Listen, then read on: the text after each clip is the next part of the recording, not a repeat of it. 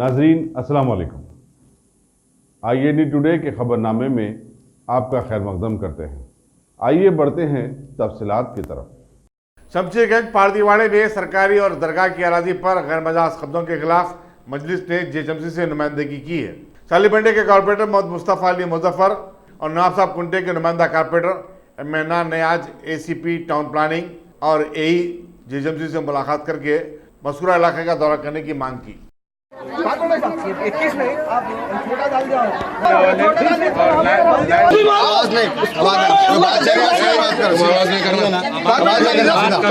देखो पहला जो सैंक्शन है खड़ा है यहाँ पे जो है ना इलीगल एक्शन और रात में काम चल रहा, पूरा रात में काम चल रहा। देखो रात में काम चल रहा, रात में कोई काम नहीं चल रहा। तो छोटा बना लगा सब 40 बस होता है बोल के बोले बैठ जाओ तुम, समझा। ये पूरा रिकॉर्ड निकालिए, ये कब का सैंक्शन है, ये काम क्या बेस पे दिए पैसे, क्या बेस पे तो हम लिए जो करना है करो साहब। आप ये नाला तो बड़ा बना लगा साहब, इलीगल कंस्ट्रक्शन आप जिम्मेदार हैं साहब। आपको समझा के बोलो यहाँ पे इलीगल काम नहीं होना। और जो कारपेंटर साहब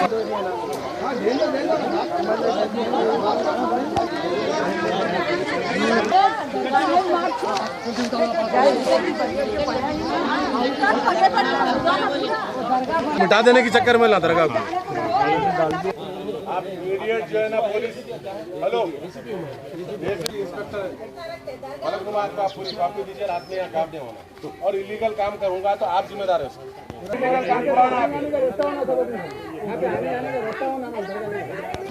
इसका पैसा भी जो है ना ये डिस्प्यूटेड लैंड में भी जो है ना ओनर उठाया बल्दिया को मैनेज करके।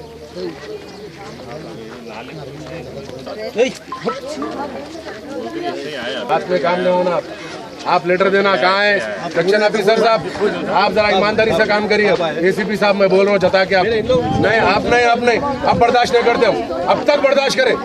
समझिए आप क्या हो रहा है, पूरे 200 गाड़ी जो है ना दम करके यहाँ पे दरगाह को मिटा दे रहे हैं। यहाँ पे एरिया है पूरा दे दिया, आप इमीडिएट तोड़ना और ये क्लीन कराना आपकी जिम्मेदारी है। ये साहब ये पूरा साफ होना, रास्ता पूरा हटाइए, एस्टीमेट बना के काम कराइए। अर्जेंट काम कराइए, एस्टीमेट बनाने की जरूरत नहीं है आप।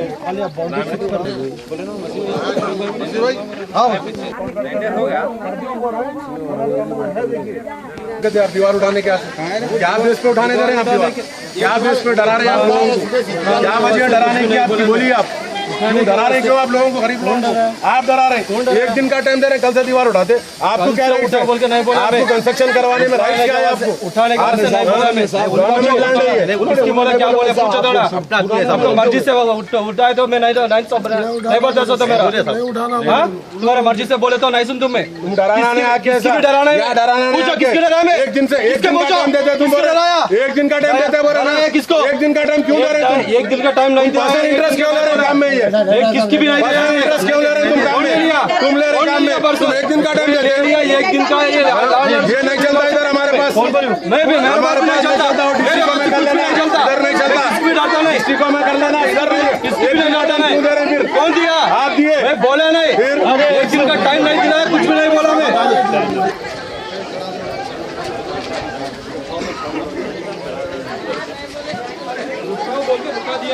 ACP साहब कहाँ, एक दिन रुका तो बोला मैं, ACP साहब जिम्मेदार है, कुछ काम नहीं रुका, कुछ काम नहीं, क्या रोक गया आप, क्या कर रहे हैं आप चलिए आप DCP ACP को लेटर दीजिए। बोली पारदीवाड़ा के बैक साइड में 8 एकड़ 16 गुंठे ज़मीन है जो गवर्नमेंट लैंड है, डिस्प्यूटेड लैंड है। उस पर मुसलसिल 1 साल से हम जो है ना कोशिश कर रहे हैं कि इलीगल घरा बना रहे हैं। वहाँ पे एक दरगाह शरीफ है, उसको मिटाने के लिए भी ये 100-200 गाड़ी जो है ना मट्टी यहाँ पे डंप करे। हम कंटिन्यू बल्दिया से जो है ना नुमाइंदगी कर रहे हैं कि जो है ना ये इलीगल कंस्ट्रक्शन को रोको। इन लोग इंजेक्शन ऑर्डर है बोल रहे हैं, नॉट टू इंटरफियर ऑर्डर है बोल रहे हैं। नॉट टू इंटरफियर ऑर्डर बल्दिया के जो है ना अगेंस्ट में नहीं है, RDO MRO और जो है ना कलेक्टर के अगेंस्ट में नॉट टू इंटरफियर ऑर्डर लाए।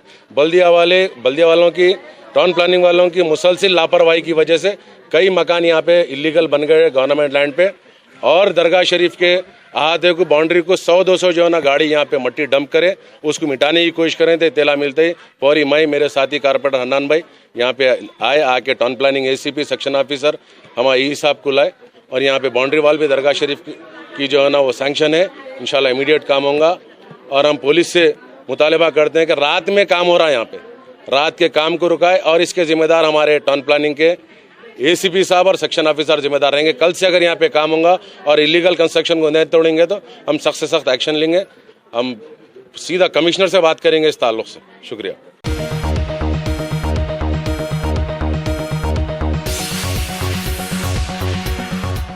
भारतीय जनता पार्टी ने आज LB नगर असेंबली हल्के के तहत चैतन्यपुरी में पार्टी की रुकनसाजी की मुहिम चलाई। BJP leader M Upendra Gupta, V Madhusudan Reddy और बीजेपी में हाल ही में शामिल हुए S रंगा रेड्डी ने कहा कि वज़ीर-ए-आज़म नरेंद्र मोदी अवामी तवक़्क़ुत पर पूरी तरह खरे साबित हुए। उन्होंने बताया कि बीजेपी ने EBC को 10% तहफ़्फ़ुज़ात, नोटबंदी, तलाक़ सलासा से मुताल्लिक़ कानून साजी की मंजूरी और जम्मू कश्मीर से दफ़ा 370 की बर्खास्तगी के जरिए अहम कारनामे अंजाम दिए, जिसे आने वाली नस्लें भी याद रखेंगी। उन्होंने बताया कि रियासत में कांग्रेस दम तोड़ रही है और वो अपोजिशन का रोल भी अदा करने से खासे रहे। నరేంద్ర మోడీ గారి నాయకత్వంలో భారతదేశం వెలిగిపోతుంది అంటే మామూలు వెలుగు కాదు. ఈరోజు 70 సంవత్సరాల్లో కూడా చేయని కార్యక్రమాలు కేవలం రెండవసారి అధికారం వచ్చిన తర్వాత 2 నెలల్లోనే కాశ్మీర్ని శాశ్వతంగా భారతదేశం విలీనం చేయడం అంటే అది ఏకైక ప్రధానమంత్రి నరేంద్ర మోడీ గారే ఈ ఘనత దక్కుతుందని చెప్పి సందర్భంగా మనవి చేస్తా ఉన్నాం. ఈరోజు తెలంగాణలో మీరు చూస్తూ ఉన్నారు, రజాకారుల పాలన నడుస్తూ ఉన్నది.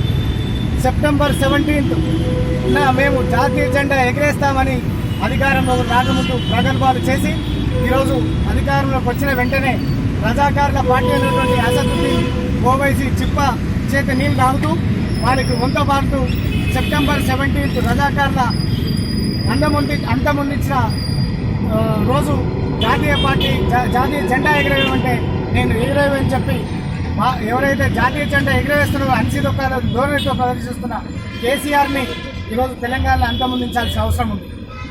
ఎన్నో అవినీతి అక్రమ కార్యక్రమాలు చేస్తూ ఈరోజు నియోజకవర్గాన్ని దాదాపు 10 సంవత్సరాలు వెనుక పడేయడం జరిగింది. 10 సంవత్సరాలుగా ఇక్కడ అభివృద్ధి జరగడం లేదు. ఈ మధ్యనే కాంగ్రెస్ పార్టీలో జాయిన్ అయి కాంగ్రెస్ పార్టీలో శాసనసభ్యులుగా ఎన్నికై టీఆర్ఎస్ పార్టీలో చేరిన సుధీర్ రెడ్డి గారు కూడా అదే మళ్ళీ అంతకుముందు 5 సంవత్సరాల పరిపాలన ఆయన కొనసాగిస్తూ కేవలం కేసీఆర్ నీళ్లు తొత్తుగా వివరిస్తూ ఇక్కడ ప్రజా వ్యతిరేక కార్యక్రమాలు చేస్తూ ఉన్నారు. ఏ ఒక్క డివిజన్లో కూడా అభివృద్ధి కార్యక్రమాలు జరగడం లేదు. ఇవన్నీ దృష్టిలో పెట్టుకుని ఈరోజు LB నగర్ నియోజకవర్గ ఎన్నో వేల ఇళ్ళు మేము డోర్ టు డోర్ తిరిగితే, భారతీయ జనతా పార్టీ సభ్యత గురించి తిరిగితే ఎక్కడ చూసినా 100కి 90 ఇండ్లు 95 ఇండ్లు అన్న నరేంద్ర మోడీ గారు బ్రహ్మాండమైన పరిపాలన చేస్తూ ఉన్నారు. ఆర్టికల్ 370 విషయంలో అసలు ఏలెత్తి చూపని విధంగా బ్రహ్మాండమైన పరిపాలన చేసినారు. ఈసారి ఆయనకే మా మద్దతు అని చెప్పి చేతులు చరుస్తూ మమ్మల్ని ఆహ్వానించుకోవడం, బ్రహ్మాండమైన మెంబర్షిప్ కార్యక్రమాలు విజయవంతం కావడం నిజంగా మా అందరికీ కూడా ఈ సభ్యత్వం విజయవంతం కావడంతో పాటు సీనియర్ నాయకులు టీడీపీ నుంచి అందరూ గర్వపడుతున్నారని మనవి చేసుకుంటూ మా అందరి నాయకత్వం కొత్తగా వచ్చిన పార్టీ కొత్తగా వచ్చిన నాయకులు కార్యకర్తలు ఆల్రెడీ పాతగా ఉన్న నాయకులు కార్యకర్తల అందరం కలిసికట్టుగా ఉండి భారతీయ జనతా పార్టీని LB నగర్ నియోజకవర్గంలో తిరుగులేని శక్తిగా నిలబెట్టి వచ్చే కార్పొరేటర్ ఎన్నికల్లో 11కు 11 గెలిచి భారతీయ జనతా పార్టీ సత్తా చాటుతామని చెప్పి సందర్భంగా మనవి చేసుకుంటూ ఈ అవకాశం ఇచ్చిన డివిజన్ నాయకులు గడ్డెన్నాల డివిజన్లో సభ్యత కార్యక్రమాన్ని భారతీయ జనతా పార్టీలో ప్రతి ఒక్క పౌరుణ్ణి భాగస్వామ్యం చేయాలి. తెలంగాణలో రేపు అధికారం హస్తగతం చేసుకోవాలి. తెలంగాణ అభివృద్ధి బాట నడపాలి. ప్రతి యువకుడికి ప్రతి కుటుంబానికి న్యాయం జరగాలని ఒక మంచి గోత్రమైన సంకల్పంతో పెద్దలు ఉపేంద్ర గుప్తా గారు మొన్ననే కాంగ్రెస్ పార్టీ సీనియర్ నాయకులు రిజైన్ చేసి భారతీయ జనతా పార్టీ స్వాగతం పలుకుతూ అదేవిధంగా ఈ కార్యక్రమానికి ముఖ్య అతిథి చేసిన నియోజకవర్గ కన్వీనర్ మసూర్ రెడ్డి గారికి, పెద్దలు మాజీ చైర్మన్ సుభాష్ రెడ్డి గారికి, డివిజన్ పార్టీ అధ్యక్షుడు ప్రేమ్ కుమార్ రెడ్డి గారికి, తెలంగాణలో మనము ఏ తెలంగాణ బంగారు తెలంగాణ ఆశలు కొన్నామో, ఏ తెలంగాణ అభివృద్ధి కోసము ఆకాంక్షకు తెలంగాణ సాధించుకున్నామో, ఈరోజు అలాంటి తెలంగాణను ఈరోజు కేవలం ఒక రాజకీయ పాలన, ఒక నియంత్రణ పాలన మన చేతిలో పెట్టాం. మళ్ళీ తెలంగాణ ప్రజాస్వామ్యం నెలకొల్పాలన్నా, ఈ అప్రజాస్వామ్యం పోయి ప్రజాస్వామ్యం రావాలంటే అది ఒక భారతీయ జనతా పార్టీ. ఈరోజు భారతీయ జనతా పార్టీ చూస్తా ఉన్నాము, దేశంలో ఈరోజు ప్రపంచము పూర్తిగా యావత్ ప్రపంచమే భారతదేశం వైపు చూసే విధంగా ఘనంగా ఈరోజు నరేంద్ర మోడీ గారి పరిపాలన జరుగుతా ఉన్నది. అదేవిధంగా తెలంగాణలో కూడా ఈరోజు భారతీయ జనతా పార్టీ అధికారంలోకి వస్తే ప్రతి కుటుంబానికి, పేద బడుగు బలహీన వర్గాలకు ఏ కుటుంబానికి అయినా కానీ న్యాయం జరిగే విధంగా ఉంటుంది. తెలంగాణ సమగ్ర అభివృద్ధి చెందాలంటే, తెలంగాణ అన్ని విధాలుగా అభివృద్ధి చెందాలంటే అది భారతీయ జనతా పార్టీ సాధ్యమవుతుంది. కాబట్టి ఇది ఒక గొప్ప అవకాశము. ప్రతి ఒక్కరు కూడా, నేనందరికీ కూడా విన్నవిస్తా ఉన్నాను, మీరు భారతీయ జనతా పార్టీలో భాగస్వామ్యం పంచుకోండి. భారతీయ జనతా పార్టీ బలోపేతానికి ప్రతి ఒక్కరు దోహదపడాలి. ఈరోజు దేనికోసం అంటే ప్రజాస్వామ్యం నిలబెట్టడం కోసం. ఈరోజు ప్రజాస్వామ్యం నిలబెట్టడం కోసమైనా భారతీయ జనతా పార్టీ సభ్యత్వం ఇంకెక్కువ కావాలి. ప్రతి ఒక్కరూ దీన్ని స్వచ్ఛందంగా వస్తా ఉన్నారు, ఇంకా రావాలి, ఇంకా శబ్దం తీసుకోవాలని చెప్పేసి పట్టుకొని వేరుకుంటూ నాకు అవకాశం ఇచ్చే ప్రజలకు అందరికీ పేరు పేరు ధన్యవాదాలు.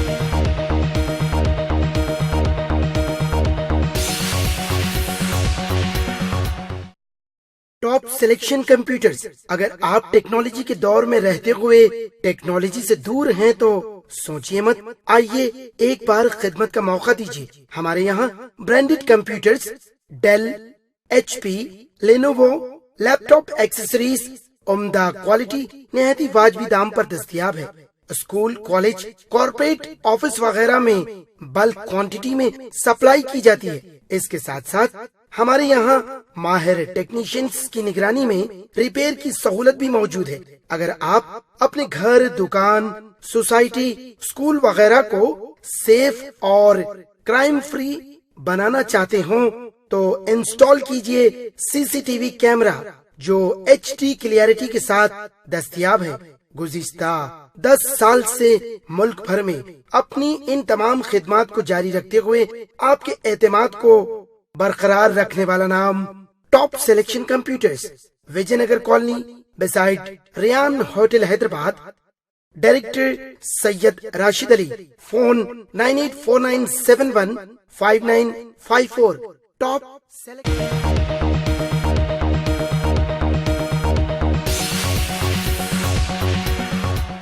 अगर आपने हमारे चैनल को सब्सक्राइब नहीं किया है तो आपको यहाँ सब्सक्राइब बटन दिख रहा है, उसे क्लिक करिए और सब्सक्राइब कीजिए और साथ ही साथ बेल आइकॉन को भी क्लिक करिएगा जिससे कि आपको ताज़ा अपडेट मिलते रहें।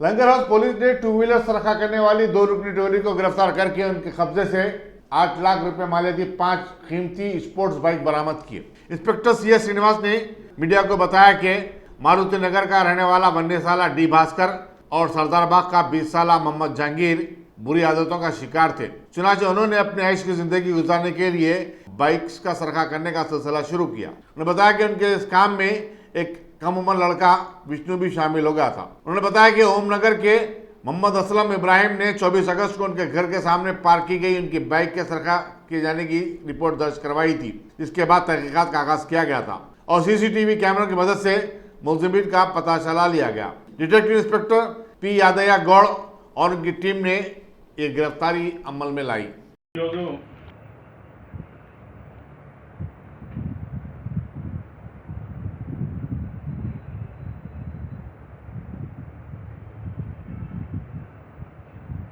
ఈరోజు మా లంగర్ హౌస్ క్రైమ్ స్టాఫ్ మరియు మా DA గారు, DSI గారు మరియు మిగిలిన సిబ్బంది చాలా చాకచాతుర్యంతో ఒక 3 అఫెండర్స్ని పట్టుకోవడం జరిగింది. A1 Dharmaram Bhaskar, A2 Mohammed Jahangir, A3 juvenile offender Vishnu.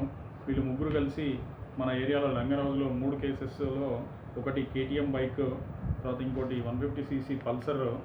ఇది ట్రాఫిక్ పోలీస్ స్టేషన్ టోలీ చౌకీ వాళ్ళు కస్టడీలో నుంచి దొంగిలించబడింది. ఇది ఫిబ్రవరిలో జరిగిన అఫెన్స్. ఇది మన చాలా అత్యంత ఇంట్రెస్ట్ తోటి మా క్రైమ్ స్టాఫ్ డిటెక్ట్ చేయడం జరిగింది. దీంతో పాటు ఇంకొక 2 రాయల్ ఎన్ఫీల్డ్, ఒకటి ఆసిఫ్ నగర్ది, తర్వాత మరియు ఇంకోటి నార్సింగ్కి సంబంధించినటువంటి మొత్తం 5 కేసుల్లో మొత్తము ఆల్మోస్ట్ ఆల్ 8 లక్షల ప్రాపర్టీ 5 బైకుల్ని రికవరీ చేయడం జరిగింది. సో ఈ ముగ్గురిని కూడా ఇప్పుడు మనం సీసీ కెమెరాల ఆధారంగా గుర్తించి వీళ్ళపై ఈ బైక్లపై ఉన్నటువంటి చాలాన్లు, వాటి ఆధారంగా వాటి మూమెంట్ని బట్టి వీళ్ళు అఫెండర్స్ ఈ ఏరియాలో తిరుగుతున్నారని చెప్పి మా క్రైమ్ టీము మా దగ్గర అవైలబుల్ ఉన్నటువంటి సీసీ ఫుటేజెస్ అన్నింటినీ నిశ్చితంగా పరిశీలించి అఫెండర్ని పట్టుకోవడం జరిగింది. ఫస్ట్ A1 ఇతను ధర్మారం భాస్కరు, ఇతను బీకామ్ చదువుతున్న student Shloka degree college SR నగర్లో. తర్వాత ఇతని అసోసియేట్ A2 మహమ్మద్ జహాంగీరు, ఇతను studying MEC second year, intermediate second year. And A3 Vishnu. ఈ ముగ్గురు అఫెండర్స్ కలిసి ఈ 5 బైకుల్ని దొంగిలించడం జరిగింది. సో ఇది ఇన్ఫర్మేషన్. గతంలో ఏమైనా కేసెస్ ఉన్నాయి సార్ వీళ్ళ మీద? ఏమన్నా వీళ్ళు గతంలో కూడా కొన్ని చేసిరని చెప్పడం జరిగింది. అందులో మనకి ఇంకొక ట్రాఫిక్ పోలీస్ స్టేషన్ నుంచి కూడా ఒక బైక్ని దొంగిలించారు అని కూడా మనకి ఇన్ఫర్మేషన్ ఉంది. కానీ అది ఎక్కడ కేసు రిజిస్టర్ కాలేదు. తర్వాత వాళ్ళు రికవరీ చేసుకొని ఆ బైక్ ఆ ట్రాఫిక్ వాళ్ళు వాళ్ళ ఓనర్కి హ్యాండ్ ఓవర్ చేయడం జరిగింది. ఇది మియాపూర్లో జరిగిందని వీళ్ళు కన్ఫర్మ్ చేయడం జరిగింది. ఇప్పుడు మనం ఇంతకుముందు గతంలో మన ట్రాఫిక్ కస్టడీలో నుంచి బైక్ పోయినప్పుడు మన మిత్రులు పాత్రికేయులు కొంచెం పోలీస్కి నెగిటివ్గా రాయడం జరిగింది. మీ అందరి ముఖంగా నేను కోరుకున్నా, ఎప్పుడైనా కూడా పోలీసు క్రైమ్కి అగెనిస్ట్ పనిచేస్తుంది, అఫెండర్స్కి మాత్రం సపోర్ట్ చేయదు. అందులో భాగంగా మేము ఈ కేసును డిటెక్ట్ చేసి మళ్ళీ మీ ముందు ప్రవేశపెట్టడం జరిగింది. సో మీ అందరికి కూడా విజ్ఞప్తి ఏంటంటే సీసీ కెమెరాలు ఎక్కువగా పెట్టించి క్రైమ్ ఎప్పుడు జరిగినా కూడా డిటెక్ట్ అయ్యే విధంగా ఉపయోగపడతాయి కాబట్టి సీసీ కెమెరాలను ఎంకరేజ్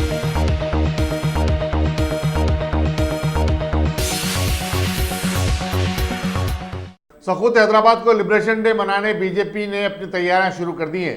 इस सिलसिले में पार्टी के कायदीन, हमख्याल जमातों और तंजीमों की एक round table conference press club समाजीगुड़े में मुनक्किद हुई। कॉन्फ्रेंस में तय किया गया कि पूरी रियासत में खासकर जिला मुस्तकरम पर बीजेपी के कारकुनों को बढ़ चढ़ कर हिस्सा लेने की हिदायत दी जाए। तवक्को है कि 17 सितंबर को होने वाली हैदराबाद की तकरीब में मरकजी वज़ीर दाखिला अमित शाह शिरकत करेंगे। बीजेपी के सदर डॉक्टर लक्ष्मण ने इल्जाम आयद किया कि TRS हुकूमत मजलिस से डरकर 17 सितंबर को लिबरेशन डे सरकारी तौर पर मनाने से गुरेज कर रही है।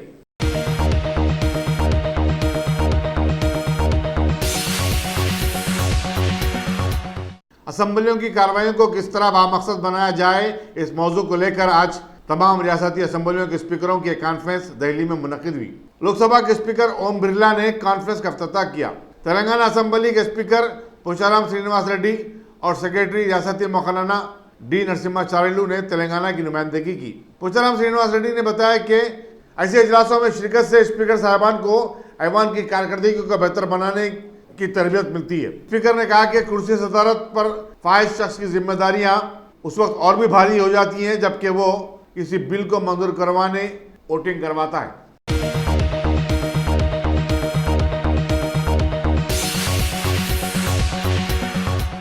मौके में जेल के पेट्रोल पंप पर हेलमेट न पहनने वालों को पेट्रोल न देने का गुज़िश्ता साल का ऐलान टाइम फिश हो गया। पहले हफ्ते में बिजनेस ठप हो जाने के बाद मौके में जेल ने इस लुजूम पर सख्ती करना बंद कर दिया था, लेकिन अब जेल में कैद अपने रिश्तेदारों और दोस्त अहबाब से मुलाकात के लिए आने वालों को बगैर हेलमेट के अपनी गाड़ी को जेल के अहाते में दाखिल होने की इजाजत नहीं दी जाएगी। चंचोड़ा जेल के नए दाखिला पर एक खुसूसी काउंटर कायम किया गया है, जहां सिर्फ हेलमेट पहनकर आने वालों को ही अंदर जाने की इजाजत दी जा रही है।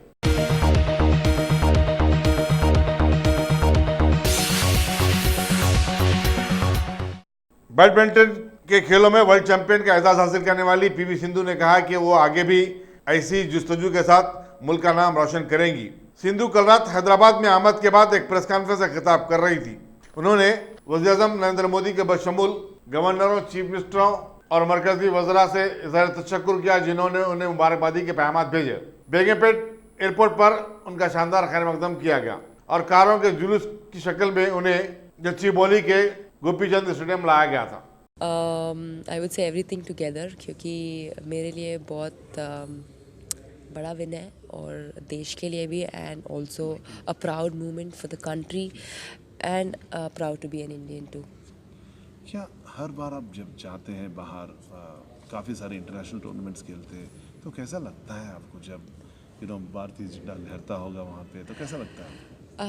Of course, we represent the country, and when we are playing for the country, it's a very proud moment हमारे लिए। और when you're there on the podium and your national anthem play हो रहा है, तो एक अलग फीलिंग है।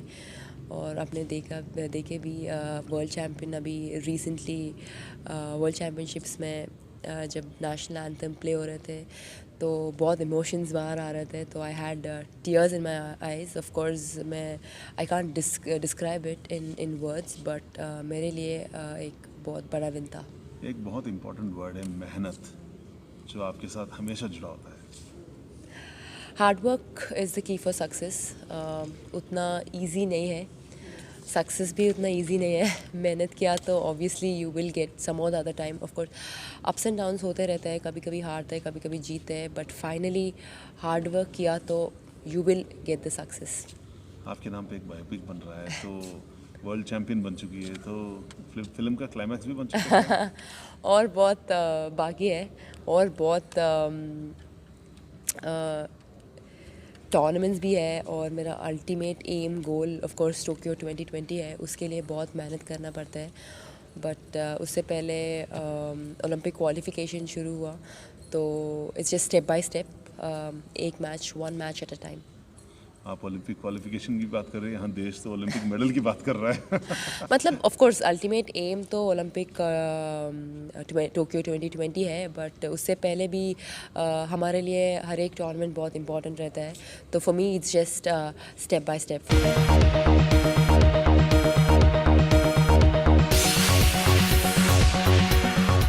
Bhagwan Devi Hospital, Dr. Om Prakash Agrawal presents Juhi Clinics at Sheikhpet। 25 सालों से ऑर्थोपेडिक्स सर्विसेज खिदमत अंजाम देते आ रहे हैं। भगवान देवी हॉस्पिटल है हमेशा आपके साथ। Doctor Om Prakash Agarwal, MS ortho senior orthopaedic surgeon, doctor Arvind Kumar, MS ortho senior orthopaedic surgeon. Treatment for difficult fractures, joint replacement, arthroscopy surgery, spine surgery, all under one roof. हजारों मरीजों का कामयाब इलाज जदीद टेक्नोलॉजी के जरिए।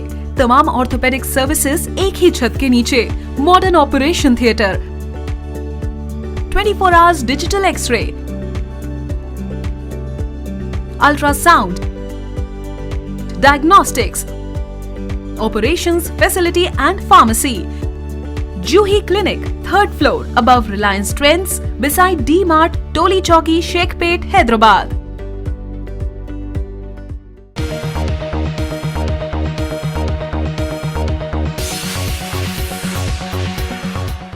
अगर आपने हमारे चैनल को सब्सक्राइब नहीं किया है तो आपको यहाँ सब्सक्राइब बटन दिख रहा है, उसे क्लिक करिए और सब्सक्राइब कीजिए, और साथ ही साथ बेल आइकॉन को भी क्लिक करिएगा, जिससे कि आपको ताज़ा अपडेट मिलते रहें।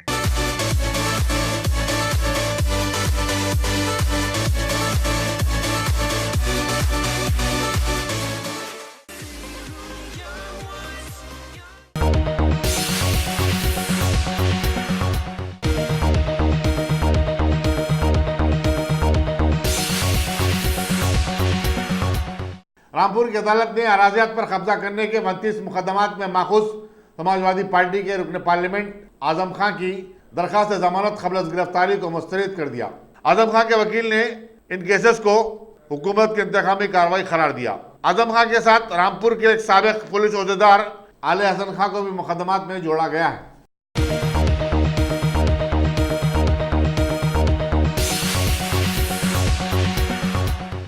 वज़ीर-ए-आज़म नरेंद्र मोदी के मौजूदा दौरे रूस से दोनों ममालिक के दरमियान एक नए बाब का आगाज होगा।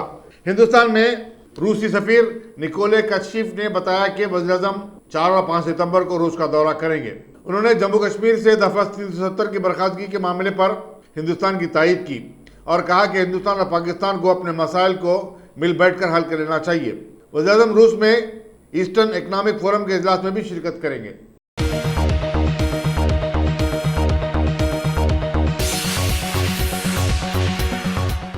बीजेपी के साबिक मरकजी वजीर स्वामी चिन्मयानंद की हिरासनी से तंग आकर एक तालिबा के लापता हो जाने पर एक एफआईआर जारी किया गया। इसके बाद कांग्रेस की लीडर प्रियंका गांधी ने कहा कि उत्तर प्रदेश हुकूमत खवातीन के तहफ़्फ़ुज़ में नाकाम हो गई है। शाहजहांपुर के सुप्रीटेंडेंट पुलिस एस चिन्नप्पा ने बताया कि तालिबा के वालिद की शिकायत पर बीजेपी के लीडर के खिलाफ अगवा और कत्ल के इक़दाम का मुकदमा दर्ज किया गया है। प्रियंका गांधी ने ट्वीट के जरिए कहा कि बीजेपी हुकूमत हर दिन खवातीन को उनके सलामती और तहफ़्फ़ुज़ का तयक़ुन देती है और इंसाफ दिलाने की भी बात करती है, लेकिन ऐसा कुछ नहीं हो रहा है। प्रियंका गांधी ने कहा कि अब बस हो चुका है। उन्होंने ये भी कहा कि मज़कूरा केस भी अनाव जैसा लगता है। अगर कोई खातून बीजेपी लीडर के खिलाफ शिकायत करती है तो उसे इंसाफ की कोई गारंटी नहीं है। हद तो यह है कि अब उसकी जान की गारंटी भी नहीं रही है।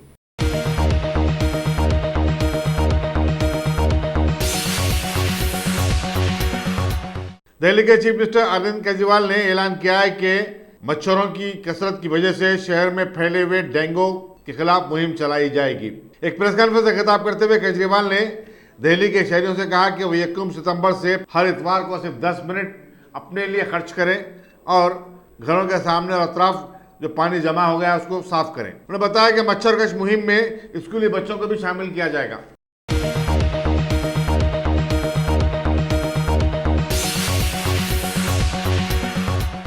उत्तर प्रदेश की साबिक चीफ मिनिस्टर और बहुजन समाज पार्टी की सदर मायावती को दोबारा पार्टी का सदर चुन लिया गया।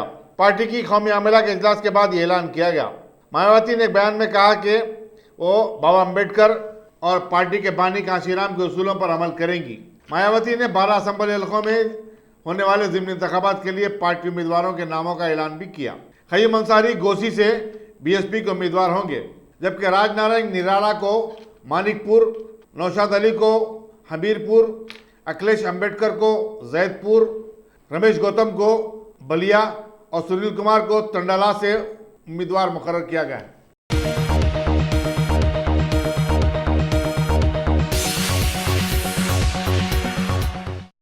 हुकूमत आंध्र प्रदेश 29 सितंबर को खेलों का कौमी दिन बड़े पैमाने पर मनाएगी और इस मौके पर रियासत से ताल्लुक रखने वाले उन तमाम खिलाड़ियों को जिन्होंने आंध्र प्रदेश का नाम बुलंद किया, एजाज़ात दिए जाएंगे।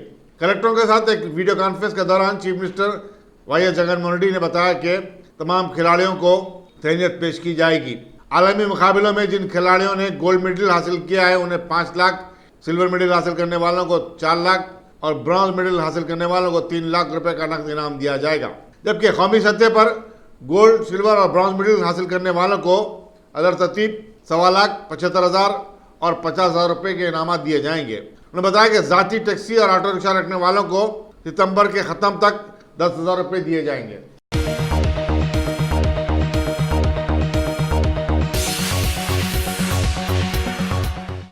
तमिलनाडु के चीफ मिनिस्टर के पलानीस्वामी बैरूनी मुल्कों में मुकीम हिंदुस्तानियों को रियासत में सरमायाकारी की तरगीब देने के लिए 3 ममालिक के दौरे पर रवाना हो गए।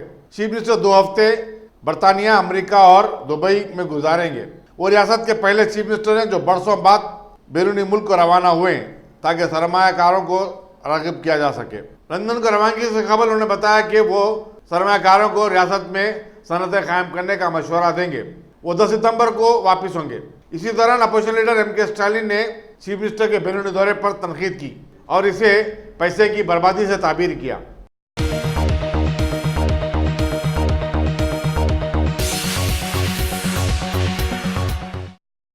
लखनऊ के चारबाग रेलवे स्टेशन के स्टॉलों पर केले की फरोख्त पर पाबंदी लगा दी गई है। मकामी इंतजामिया का कहना है कि लोग केले के छिलके प्लेटफॉर्म और पटरियों पर फेंक देते हैं, इसलिए केलों की फरोख्त पर इम्तनाअ आयद कर दिया गया है।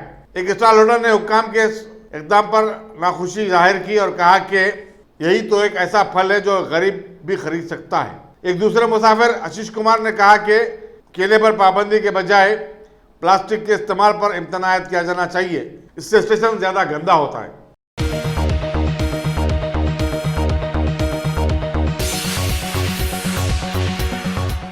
जिले वैशाली बिहार के दाऊदनगर में 2 खानदानों के झगड़े के दौरान तेजाब फेंकने के केस में 5 अफराद को गिरफ्तार कर लिया गया है। इस वाक़े में 13 अफराद झुलस गए थे। Sub divisional police officer Raghu Dayal ने बताया कि बच्चों में झगड़ा बड़ों में तब्दील होगा और एक खानदान के लोगों ने दूसरे खानदान पर तेजाब फेंका। उन्होंने बताया कि जख्मियों को मुकामी हॉस्पिटल में शरीक करवा दिया गया, जिनमें 2 खवातीन भी शामिल हैं।